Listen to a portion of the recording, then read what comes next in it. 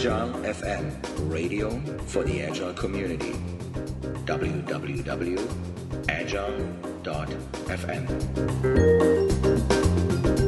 Thanks for tuning into another episode of Agile.FM, and today I have a guest with me I always wanted to have on this podcast, but the stars have not aligned until today. It is Esther Derby. Esther Derby is an author of two books. One of them is, I remember when it was released in 2006, Agile Retrospectives, I think a book that changed many people's lives. Esther is a founding member of the Scrum Alliance, board member of the Agile Alliance. She probably doesn't need an introduction to the Agile community, but I'm doing it anyways. And she holds a master's in organizational leadership, and these pretty much are the topics we would love to talk about today. So first of all, welcome to the podcast, Esther. Thank you. I'm thrilled to be here. Right, and we also have your dog, Izzy, in the background as well. Yes, she's busy right now, but she might be barking. She might be barking, so just... at a certain point. Yes. All right. Here we go. All right. So there we go. She's barking already. I jinxed it. Oh, But oh well. Right? Agile Retrospectives is a book, as I said, that was released in 2006, and it's a great toolbox I think, for everybody. And I think it's a stunning book for one reason. It's not prescriptive. It's a book that people can just put their retrospectives together. You have a theme to how these retrospectives are being aligned, but the book itself doesn't say this is how retrospectives are going to be performed for the next 20 years. So, exactly, right? What has happened, and what do you think happened since 2006, since the release of retrospectives, to all these retrospectives out there in this world? Well, I don't know about all of them. Oh. But I have heard some pretty dramatic stories about how people have been able to use this regular cadence of reflecting to make significant improvements in the way they're working together, in the quality of their work, in their sense of agency that, we can actually make changes. Mm-hmm. So I've heard some really terrific stories. And sadly, I've also heard stories about, people who are forced to do retrospectives in a sort of ritualistic way, mm-hmm. and people who do retrospectives, but they're never allowed to have any time to actually make improvements. Mm-hmm. And I've heard stories about people who are still doing retrospectives that consist of saying, what are we doing well? What should we do differently? Mm-hmm. So there's still room for people to move into this cadence of reflection and improving. I have experiences that are even further out there. Some teams skip retrospectives sure. altogether, right? And they're like, I don't even know how to perform them. And that's when I usually put your book into their hands and, and say, it's like, you need to read this. That's kind of you. But although I would say if people are having retrospectives where they are not given any time to actually make improvements, or where it's used to blame people, or the manager is checking in to make sure who's not doing what he thinks they should be doing, then I think they should probably skip them. Mm-hmm. So if they're being used for blame, or they're not used, then better not to have one. Yeah. At all, than to have one that's contributes to blame or is not a good use of people's time. Mm-hmm. Yeah. So, how do you feel about in Scrum? Everything is time boxed. So is the retrospective. How do you feel about that time box? Just curious. Well, I think time boxes can be useful. I don't think they're the thing that will save everything, but what I often find is that people allocate so little time to reflection and improving to their retrospectives that it's not surprising that they're not getting much value out of them. Mm-hmm. If you're only allocating half an hour to think about a month's worth of work or 2 weeks worth of work, it's mm-hmm. not surprising to me that you're not getting beneath the surface. Mm-hmm. You probably have seen the latest version of the Scrum guide, which was like released maybe 2 or 3 weeks ago, early November 17. Actually, I haven't looked at it. Right. So there is a new statement in there which emphasizes actually retrospective items to be part of the sprint backlog for the future sprint. Yeah, I agree with that. I've been saying that for years. Awesome. That if your improvement actions aren't part of your real plan, if they're part of some separate plan, nothing happens with them. So they have to be considered part of your real work, not some separate category of some, because those secondary plans just are always overtaken by the need to deliver features. So I agree that it's really necessary for it to be part of the plan for the work for the sprint. Awesome, right. So that was retrospectives, and it was a long time ago. But today you're focusing on bringing agility to organizations, and you state that the environment, culture, and organizational dynamics are directly linked to the level of success. Why is working with people so much harder than with machines? Well, they're not deterministic.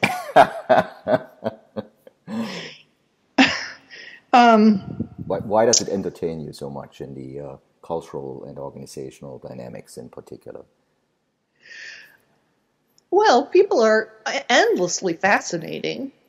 I mean, on an individual level, and people are just very, very interesting, and it's very rewarding to interact with people and get to know people for the most part. And in groups, the dynamics and the complexity of those situations and how the environment interacts with people it's just totally fascinating. And my experience is that in most organizations, people focus on let's get the right people, and then let's get these people to work to the maximum efficiency, versus looking at the environment that we've created for people. And I think that's missing it's missing half of the equation, because the environment has such a big impact on people's work. Actually, Kurt Lewin has an equation which I'm quite fond of, which is behavior is a function of the person and the environment. And I think that is often overlooked. So, for example, I got a call from someone who was telling me about a team that was just demotivated, and he was wondering how he could motivate these individuals, and he was wondering if they just were kind of had a character flaw because they weren't motivated even they were being paid. And I started asking questions, and it turned out that these poor people were working on a task that was really not very compelling. They were updating legalese on pages for a large organization. They worked in a basement room with no windows. Oh my God! They had no connection to the people who actually approved these web pages, and half the time they'd finish something and they'd contact the person, and the person would say, I can't get to that for 6 months, and so there was nothing in their environment that provided motivation. They were divorced from the end customer. Their work was compartmentalized, so it didn't really touch on the whole or a bigger purpose. And their physical environment was terrible. So. But they were getting paid. Well, they were getting paid, so of course they should be giving their full effort. Well, I think that's a faulty way of thinking. People are motivated when things are interesting and there is some larger purpose. And they were being dutiful. It's not like they weren't doing their job. They just weren't highly motivated. So in that case, there were some limits about what they could do, since the design of the work was such that it was intrinsically not particularly motivating. But there were other things they could have done to make the environment more hospitable to humans. What do you think are the factors for a higher morale? Obviously, it's not the pay, but what increases the motivation of doing a stellar job on a specific project? having a compelling purpose, one that is meaningful, that is challenging, that is clear enough that people can actually grasp what it is to do, is a big part of it. Mm-hmm. And then having the means to do that. I was talking to a group last week about the conditions for engagement and motivation, and it's really understanding the why and having some boundaries, but not having the how be dictated. Right. So I see that as a common theme, right? The how part. When you tell specialists, experts how to do things, not very motivating. No, terribly unmotivating. Yeah. And a waste of capability, of human potential. Right. I'm doing it because somebody said that's how they want it. Yeah. Sad. Yeah. Sad. How do you go home at 5 o'clock? How do you feel? Yeah. How do you make it until 5 o'clock without feeling dispirited? Mm-hmm. I think it's the bigger question. Mm-hmm. Well, so this was from a moods level. That was the low point of our podcast here today, right? So we reached the low point. We're gonna go now to a higher level. We're gonna go to success. We're gonna go to success in organizations. Obviously, you're spending a lot of time with organizations of introducing or cultivating agility. What I hear when I'm speaking with people, they're like, I can sense that Agile is making a difference. I can sense that people do things differently, and it might feel like we're doing more, but how do we measure success, and how do you measure success in an organization? Saying like, this is since the introduction of Agile, like X years ago, we have seen the following changes, and where do you what kind of, I don't know if there are metrics you're using or things you're observing where you would say there is an evidence of success? Well, I think there's a lot of ways you can look at success. You can look at, are we delivering products to our customers that our customers value? Has the cost of maintaining our product gone down because we're delivering fewer bugs and higher quality code? Mm-hmm. Are we financially in a better situation because our products are more successful? So that's sort of the business side of things. But you can also look at what's our turnover? Mm. Has our turnover gone down? Has our sick time gone down? Because those speak to, we are creating a workplace where people want to stay, they feel challenged, they feel valued. It talks to reduced levels of stress, mm-hmm. which is directly tied to absences from work. Mm-hmm. So you could be looking at those things. Mm-hmm. Some people are doing happiness indexes, and those may or may not be valid, but the turnover and the sick days mm-hmm. directly relate to how people feel about their work and whether they're working at a sustainable pace. And they also speak to the financial results of the company, because both of those things are quite expensive. Yeah. Yeah. So my dog is making a lot of noise in the background. I hope it's not coming through in the podcast. No, I don't hear anything. And oh, good, because it's not me making those sort of grunting and chewing noises. I promise you, it's not me. I don't hear anything so far, right? So, so what you're saying is about sustainable pace, and it's about stress level, and so on. For many organizations that are new to Agile, most of them are actually new.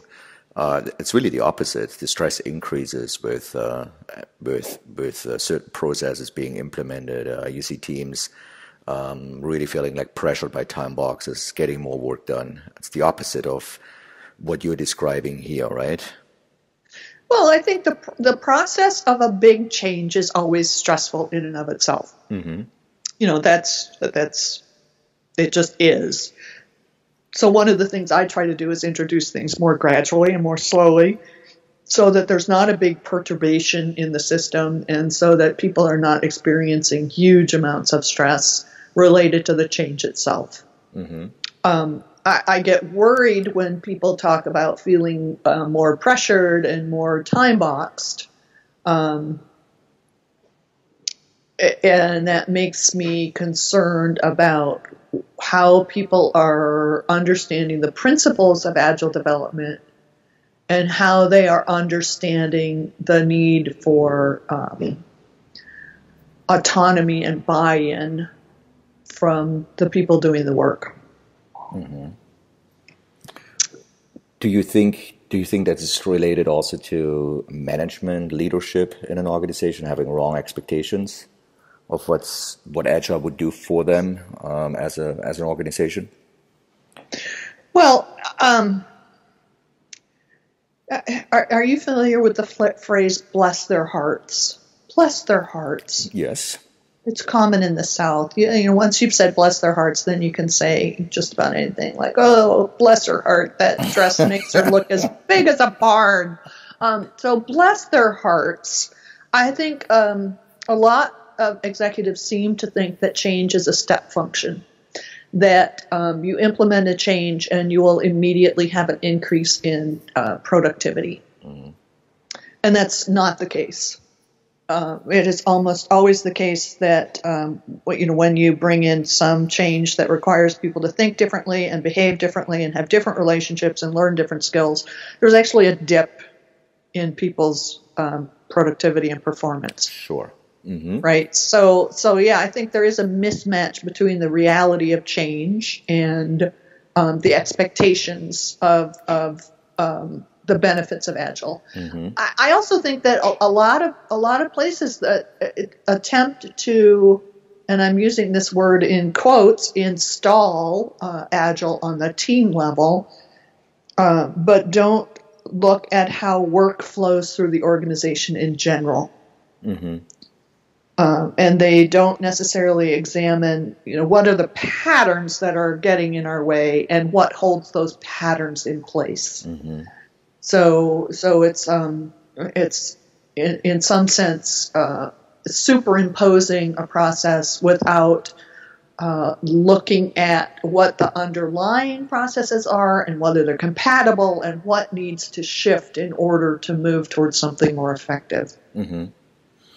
What do you work with a ton of leaders out there. What do you hear from their end? What is from a coaching, consulting perspective?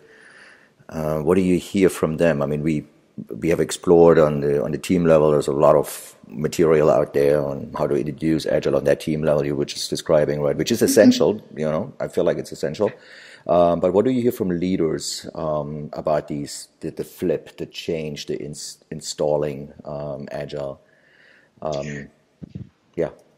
Well, I the ones that I work with closely recognize that it involves change on their part as well as on the team's part. Mm-hmm. In some ways, it involves changing the questions they ask about how things are going.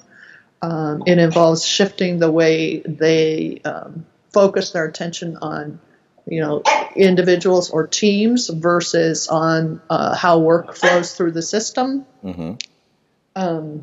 And that's, it's a different way of thinking than we have been taught, right? And very often people, when they've grown up in a system and they have experienced success within a system, it's not particularly easy to shift that thinking. Mm-hmm. And most of our organizations are really designed in the image of a machine so even when they do shift their thinking, sometimes it's difficult to make change happen within these organizations. This is one of the reasons I advocate small changes. Because they don't create chaos and they don't freak mm-hmm. people out. Right. It kind of eases things and it gives people time to learn mm-hmm. as they go and shift their thinking as they go. Mm-hmm. So you have on your website, I found a chart. I think it's a few years ago you released this, and it's like the environment for Agile success. What is, and one of the things is really, you're using the M word on that chart, like management, right? Where a lot of people try to stay away these days. For me, it's like, management, leadership. There's morale, there's clarity, capability, decision-making, group effectiveness. Could you, just for the listeners visiting your site, interested in that model, why do they exist? Why did you put these things together, and why are they exactly like this? I'm super excited about morale, for example. Well, I think all of those things are sort of mutually reinforcing. And I'm trying to get to that page, so I'm looking at the same thing you're looking at. Yeah. So we have like in the inner core, we have the values, the mission. And of course, I just redid my website, so everything's, I don't know where anything is anymore.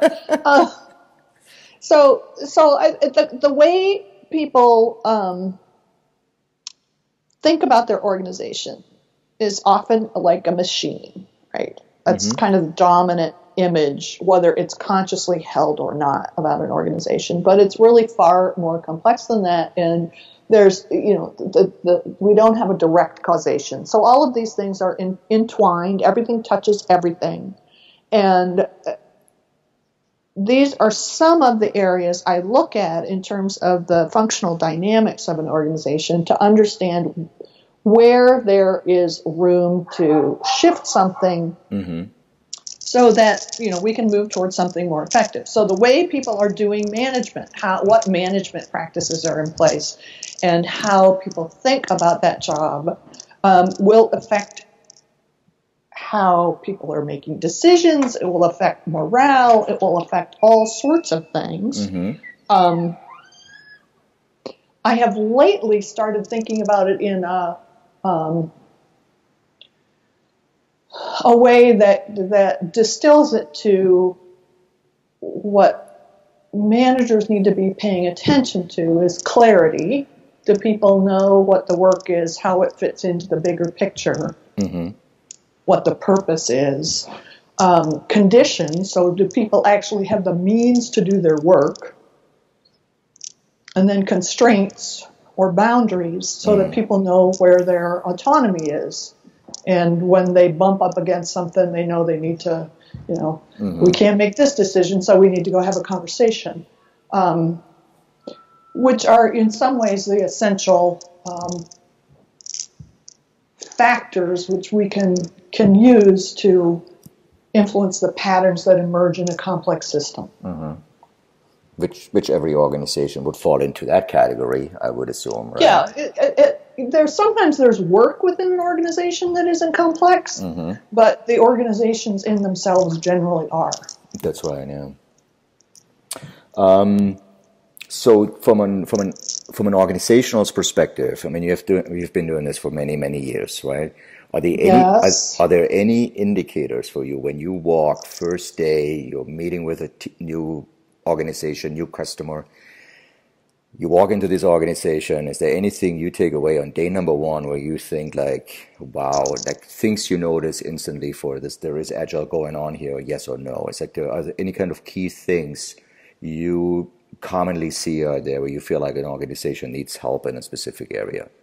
What are the, well, I would say that process happens long before I arrive on the first day. Okay. And sometimes that process results in me saying, no, I don't think I'm coming. So I guess one of the first things I look for is in those initial conversations, how are people defining the problem? How are the people I'm talking to defining the problem?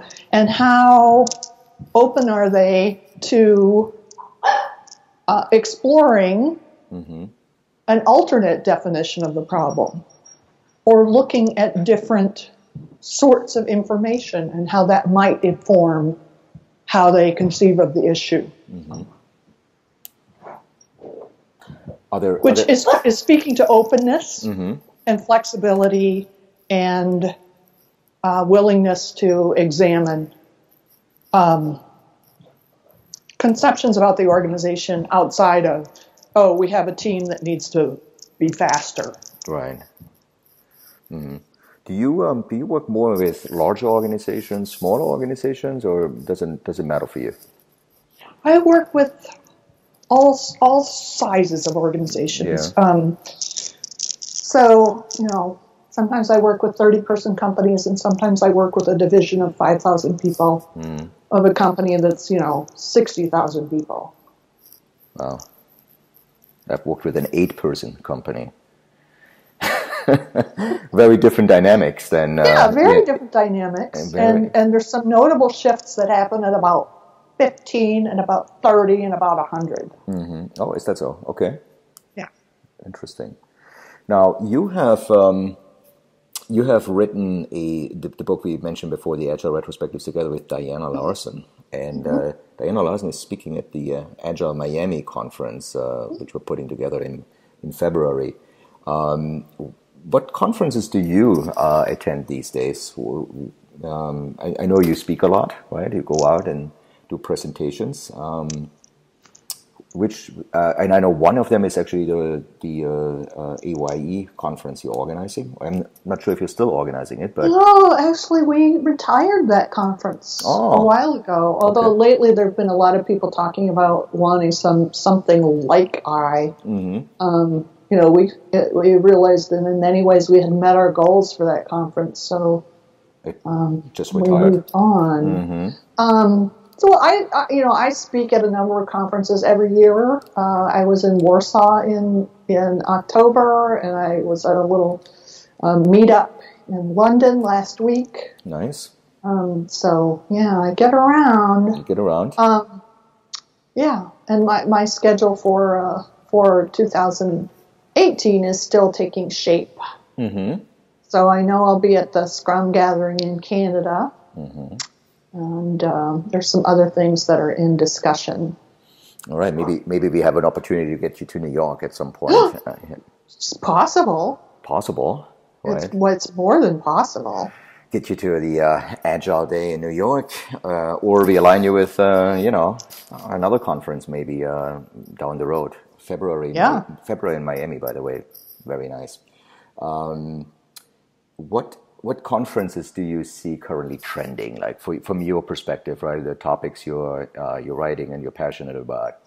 Are there any kind of conferences, Agile 2018, like the typical flagship 5-day conferences for the broad masses, right? You go there and you speak, but is there anything that stands out where you would say this is a must go for you? Oh, well, there's a very long list. I mean, I actually really love a lot of the smaller regional conferences. Mm-hmm. I really love them. They get a sort of different variety of speakers, and you often have much more opportunity to interact with people than at a huge conference. True. So, I really liked the Path to Agility conference. Mm-hmm. I went to that. I spoke at that last spring, and I think they did a fantastic job putting the schedule together. Mm-hmm. There were topics that were outside the norm and that were interesting and compelling. Agile and Beyond. I've heard of that one, yeah. Yeah, so it's Midwestern Conference. They do a really nice job. Mm-hmm. So some of these smaller regional conferences, I think, are really terrific. Mm-hmm. Really terrific.